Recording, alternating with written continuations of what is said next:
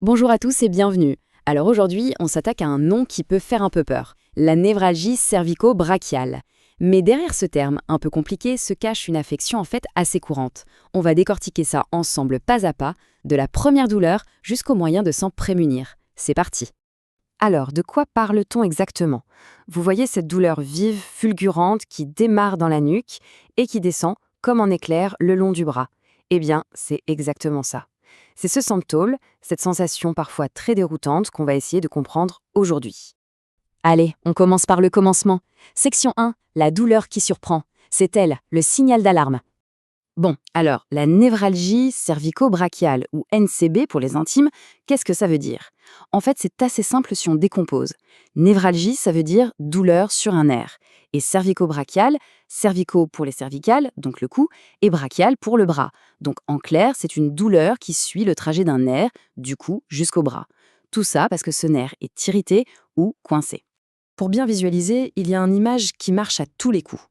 Pensez à un nerf comme un câble électrique. Son boulot, c'est de faire passer des informations, un courant. Maintenant, que se passe-t-il si on pince ce câble? Eh bien, le signal est perturbé, ça crée un court-circuit, et ce court-circuit, c'est la douleur. La sensation de décharge électrique, elle vient de là. C'est aussi simple que ça. Bon, on a identifié la douleur. Maintenant, place à l'enquête. Pourquoi ce nerf se retrouve-t-il coincé? C'est notre deuxième chapitre, l'enquête sur la cause.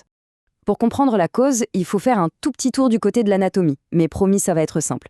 Imaginez la colonne vertébrale comme une pile de briques, les vertèbres. Entre chaque brique, il y a un petit trou, et c'est par là que sort un nerf. Ces nerfs, du coup, ils se regroupent ensuite pour former une sorte de grand réseau électrique pour tout le bras. Et vous l'aurez deviné, c'est à la sortie, au niveau de ce petit trou, que ça coince. Si l'espace se réduit, eh bien, le nerf est comprimé. Alors, qui sont les coupables habituels? Le suspect numéro 1, c'est souvent la hernie discale. C'est le petit coussinet qui se trouve entre les vertèbres. Normalement, il est bien à sa place, mais parfois, il se déplace, il bave un peu et il vient appuyer sur le nerf. L'autre grand classique, c'est l'arthrose cervicale. Là, c'est l'usure, avec le temps, les os forment de petits becs de perroquet qui rétrécissent le passage du nerf. Et bien sûr, un faux mouvement ou un accident peuvent aussi être la cause, mais il faut le dire, entre 40 et 60 ans, la hernie et l'arthrose, ce sont vraiment les causes les plus courantes. Et concrètement, ça se traduit comment? La douleur, on l'a dit, c'est le symptôme roi. Décharge électrique, brûlure, comme un coup de couteau. Mais ce n'est pas tout. Souvent, ça s'accompagne de sensations bizarres, des fourmillements dans les doigts, cette impression d'avoir le bras endormi, cotonneux. Parfois, c'est même une perte de force. On a du mal à tenir un objet, à serrer la main. Le signal nerveux passe mal et ça se ressent sur toute la ligne. Et attention, point très important, on n'a pas forcément le pack complet de symptômes. Non, parfois c'est juste une douleur, ou alors uniquement des fourmillements dans 2 doigts, ou encore juste une faiblesse inexpliquée. Un seul de ces signes peut suffire à sonner l'alerte. C'est vraiment crucial de le garder en tête. Ok, les symptômes sont là, l'alerte est donnée. Comment est-ce qu'on confirme le diagnostic? C'est notre troisième partie, voir l'invisible. Alors, la première étape, c'est l'examen clinique. Le médecin mène l'enquête, un peu comme un détective. D'abord, il va tester les réflexes avec son petit marteau. Si un réflexe est diminué, hop, c'est un indice sur le nerf qui souffre. Ensuite, il teste la force. Serrez-moi les mains, poussez mon bras. Tout ça, c'est pour voir si un muscle a perdu en puissance. Puis, il va vérifier la sensibilité, avec un petit coton par exemple, pour cartographier les zones où on sent moins bien.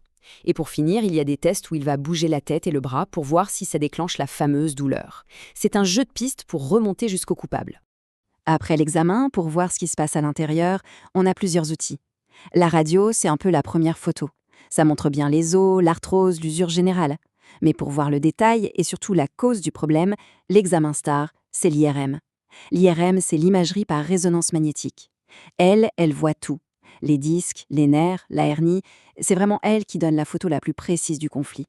Parfois, on peut aussi faire un scanner si l'IRM n'est pas possible. Et puis, il y a l'électromyogramme, l'EMG. Là, c'est un peu différent. On mesure la vitesse du courant électrique dans le nerf pour voir s'il est vraiment abîmé. Donc, si on doit retenir une chose, c'est que l'IRM, c'est vraiment l'examen fondamental.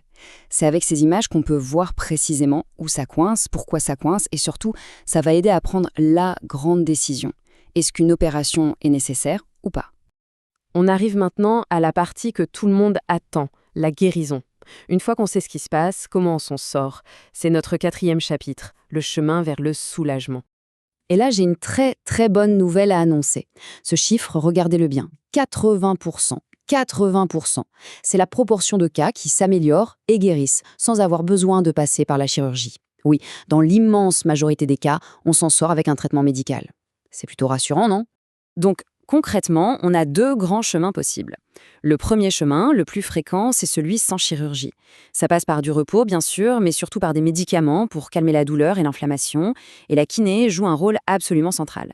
Puis il y a l'autre chemin, celui de la chirurgie, mais attention, on ne le prend que dans des situations bien spécifiques. Si la douleur est vraiment intolérable et ne répond à rien, ou s'il y a des signes de paralysie qui apparaissent ou s'aggravent. C'est vraiment une option de dernier recours. Et si jamais l'opération est nécessaire, qu'est-ce qui se passe? L'opération la plus courante, c'est d'aller enlever ce qui coince, par exemple la hernie discale, et ensuite de fusionner les deux vertèbres pour stabiliser. Il existe aussi une technique plus récente où on remplace le disque abîmé par une prothèse mobile pour garder plus de souplesse. C'est une intervention qui dure 1 heure ou 2, et ce qui est assez bluffant, c'est que très souvent, le soulagement sur la douleur dans le bras est quasi immédiat après le réveil. On arrive à la fin de notre parcours, avec la section la plus importante finalement. Comment éviter que ça arrive ou que ça revienne? C'est tout l'enjeu de la prévention. Alors, comment on prend soin de son cou au jour le jour? En fait, c'est une somme de petites habitudes. Au bureau, par exemple, on s'assure que l'écran est bien en face des yeux pour ne pas avoir le cou cassé en deux. On pense à se lever, à s'étirer toutes les heures. La nuit, un bon oreiller, c'est pas du luxe, ça change tout. Et puis, bien sûr, avoir des muscles du cou et du dos solides, c'est la meilleure des protections. Un peu de natation, de gainage, ça aide énormément. Finalement, au-delà de tous ces conseils pratiques, ça nous amène à une question un peu plus profonde. Et si la meilleure des préventions, c'était tout simplement d'apprendre à écouter son corps? De ne pas ignorer les petites tensions, les petites douleurs, avant qu'elles ne deviennent un vrai problème. Peut-être que la clé, c'est juste ça. Être un peu plus à l'écoute de ce que notre corps essaye de nous dire. Voilà, c'est une pensée sur laquelle je vous laisse.